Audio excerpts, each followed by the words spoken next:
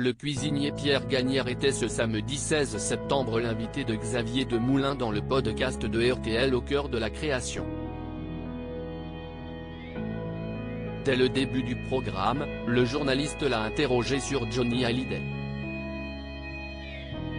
Le chef a alors raconté une anecdote savoureuse. Élu meilleur cuisinier du monde, à la tête de 16 établissements à travers la planète.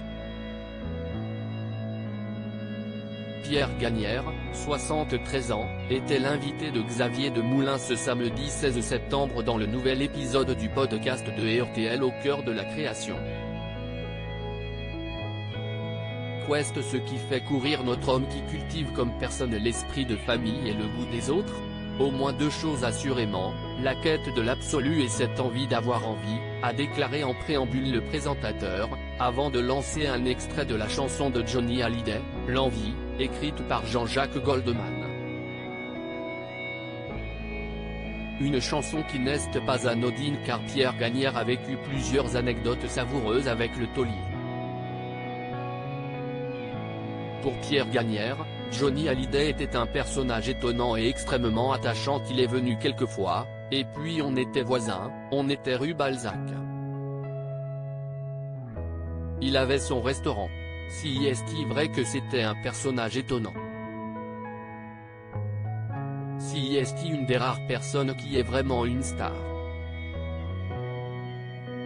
Rue Balzac, il y avait toujours 3-4 personnes qui l'attendaient, qui étaient au pied du restaurant pour le voir, c'est ce qu'il souvenu.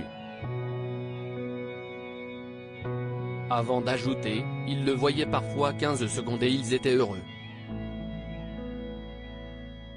Si est-il la magie de ces gens qui sont presque déshumanisés? Pierre Gagnaire garde en mémoire quelqu'un d'extrêmement attachant, qu'il aimait beaucoup. Qu'est-ce ce que vous lui serviez? Qu'est-ce ce qu'il aimait manger? Lui a demandé Xavier Demoulin. Il aimait surtout fumer, une bonne gitane, et boire un bon coup, lui a répondu sans hésiter le chef. Ce soir de 1994 où ça a dérapé. Mais pas autant que le veut la légende toutefois, Johnny Hallyday se tenait bien la plupart du temps, même si ça a dérapé une fois à Saint-Étienne, en 1994. Il sortait d'un spectacle, c'était en février, il faisait très froid, il est arrivé très tard. J'ai passé 1 heure en face à face avec lui. Il était déjà bien fatigué.